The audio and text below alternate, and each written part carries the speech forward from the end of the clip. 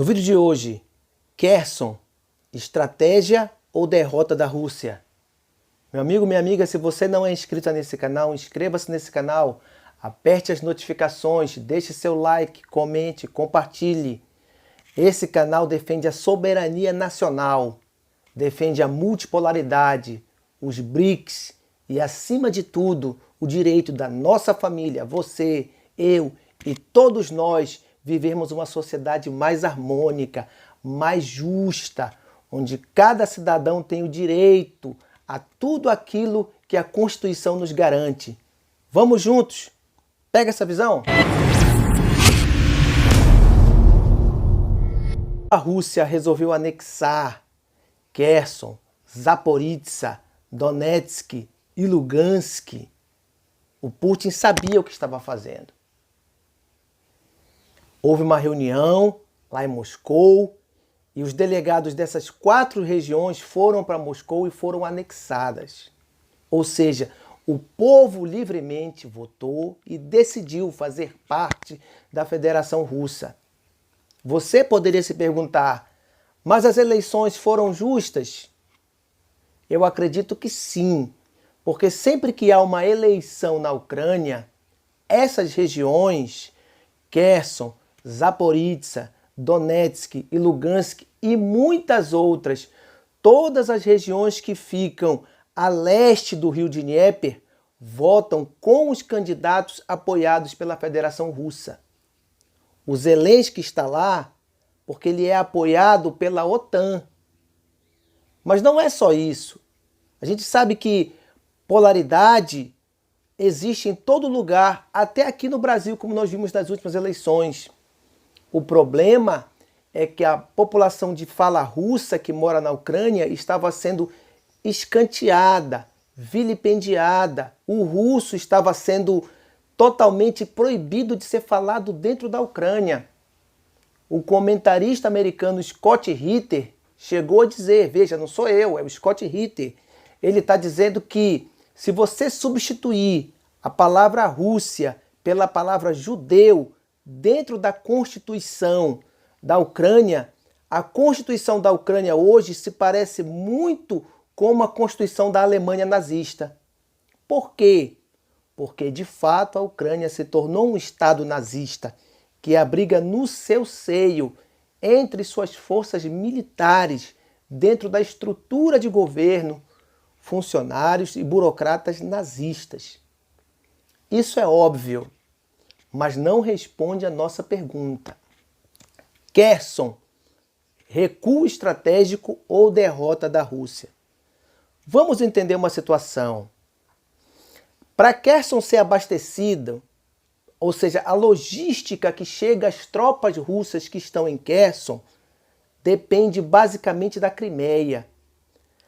Por ferrovias e rodovias, toda a logística vem da Rússia, passa pela Crimeia e chega a Kherson. A cidade de Kherson é dividida por um rio, o rio Dnieper. Esse rio ele corta, na verdade, toda a Ucrânia.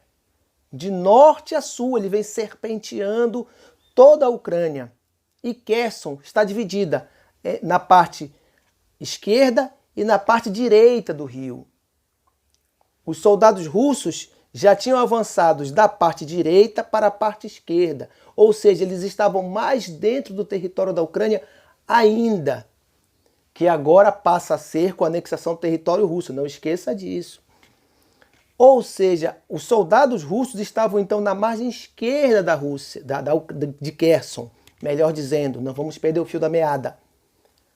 Em Kherson tem uma barragem mais acima, né? Acima da cidade, como se fosse a nossa Tucuruí, o nosso Belo Monte, ou seja, uma barragem que concentra grande quantidade de água.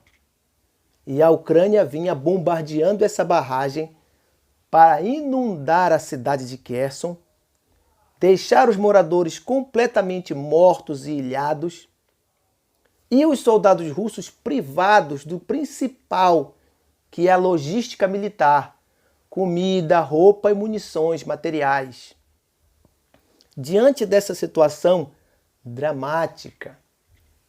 O general Surovikin, aconselhado pelo Shoigu, etc., tomou a difícil decisão de fazer o recuo de Kherson da margem esquerda para a margem direita.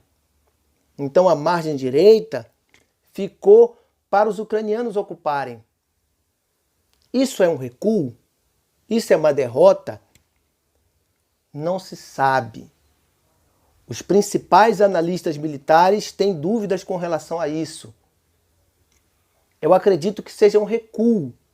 Por quê? Porque os soldados que foram deslocados de Kherson da margem esquerda para a direita já estão imediatamente atacando a Ucrânia por Donetsk, recuperando territórios de Donetsk, que pertencem hoje à Federação Russa por anexação determinada pelo próprio povo, não esqueça disso. Ou seja, então agora o que aconteceu? Os soldados russos, antes de recuarem de Kherson, eles evacuaram a população civil da margem esquerda para a margem direita, para mais perto da Crimeia, e depois disso eles próprios, os soldados, recuaram. Por quê? Porque ficaria difícil manter a logística de passar suprimentos, materiais do rio para o outro lado da margem onde estavam os soldados. Você já pensou se a Ucrânia resolve bombardear pesadamente a represa, colocando toda a população civil e, sobretudo, os soldados russos na mercê, na pior? Para evitar esse tipo de coisa, o movimento antecipado do Surovikin recuou as tropas. E aquela região de Kherson que fica lá na margem direita se transformou aí sim num campo de matar, né? Num vale tudo, num bumba meu boi, onde certamente a Ucrânia vai receber chuva de mísseis, os campos lá no Kherson podem estar minados. Tudo isso pode estar acontecendo ao mesmo tempo em que essas tropas já estão lutando num outro fronte. Um fronte mais ali, mais para o lado direito, em Donetsk. Agora nós temos um outro problema gravíssimo. As tropas ucranianas se aproximaram da Crimeia. Não esqueça que a Crimeia é a menina dos olhos da Rússia. E a ponte da Crimeia já foi atacada. No vídeo anterior nós vimos isso.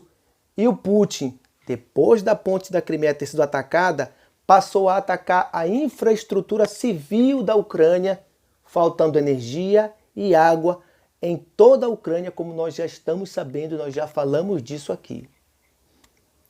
Ou seja, agora Kherson se tornou um problema menor, algo que pode ser retomado no futuro, até porque a população civil que mora em Kherson não quer fazer parte mais da Ucrânia.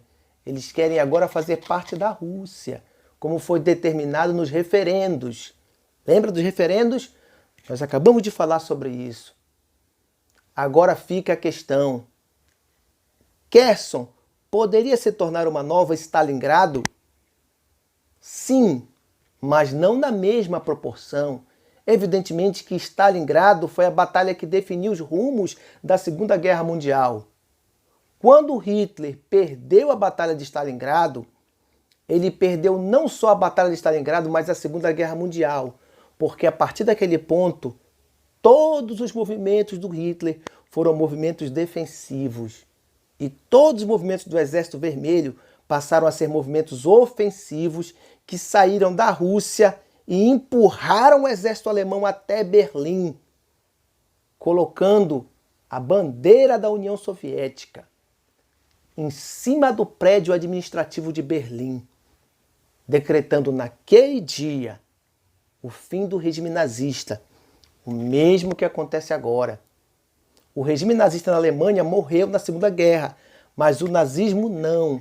Ele se espraiou para diversas partes do mundo, inclusive para os Estados Unidos, que hoje apoiam a Ucrânia. Estados Unidos, Ucrânia, nazismo. Sei não, hein? Aí tem coisa. Mas seguindo adiante, então Kherson se tornou uma batalha decisiva para a Rússia. Retomar o controle da cidade. Na minha opinião, a derrota da Rússia de Kherson, ou uma assinatura de um tratado que diga que a Rússia perdeu Kherson, que transforme Kherson numa cidade, numa administração novamente ucraniana, vai ser uma derrota militar para Moscou. Eu não sei se o Putin está disposto a tolerar esse tipo de coisa, mas nós vamos estudar esse general futuramente. Clausewitz disse que a guerra ela é a continuação da política por outros meios. Clausewitz, nós vamos estudar esse homem ainda aqui neste canal.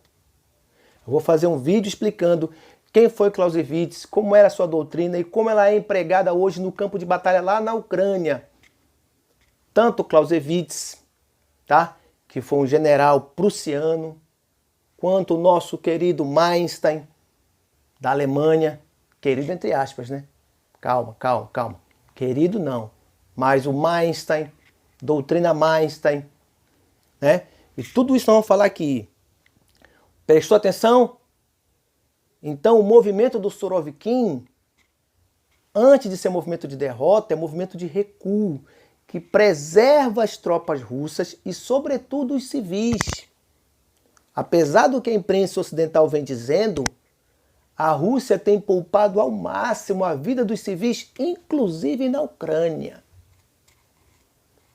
Passou meses, diversos canais do Telegram, mandando a Rússia, exigindo, clamando para que o Vladimir Putin ordenasse a destruição de alvos civis.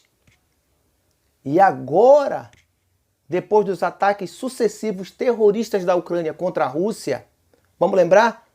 Morte da Daria Dugina, destruição da ponte da Crimeia, destruição do gasoduto Nord Stream 2, ataque ao porto de Sebastopol.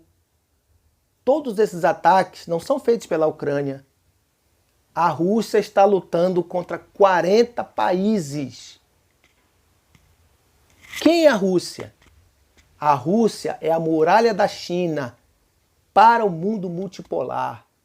É por isso que a Rússia, ou antes a Batalha da Ucrânia, é tão importante para todo o globo terrestre, com exceção, é claro, de vocês sabem quem. Os países da NATO, os países da OTAN. Só a Rússia pode derrotar o regime nazista, não da Ucrânia, mas do mundo ocidental, e fazer com que cada povo tenha o direito de viver em liberdade. Nós vivemos sob os auspícios do mundo anterior, o mundo governado pela OTAN e pelos Estados Unidos. Eu pergunto a você que está aí do outro lado, você gosta disso? Você está feliz com esse mundo? Você está feliz sendo capacho da OTAN e dos Estados Unidos? Ou você quer uma nova ordem, onde o Brasil, um dos grandes desse mundo, volte a ter protagonismo que ele tinha com Getúlio Vargas? O Brasil foi um dos países mais importantes da Segunda Guerra Mundial. Isso é relegado a segundo plano. O aeroporto de Natal foi o aeroporto mais movimentado da Segunda Guerra Mundial. O presidente americano Roosevelt esteve aqui tratando pessoalmente com Getúlio Vargas sobre a participação do Brasil na Segunda Guerra Mundial. Então esse protagonismo que falta ao Brasil pós-redemocratização é que nós estamos aqui buscando. E esse protagonismo só virá com a vitória do mundo multipolar. Pegou essa visão? Um abraço.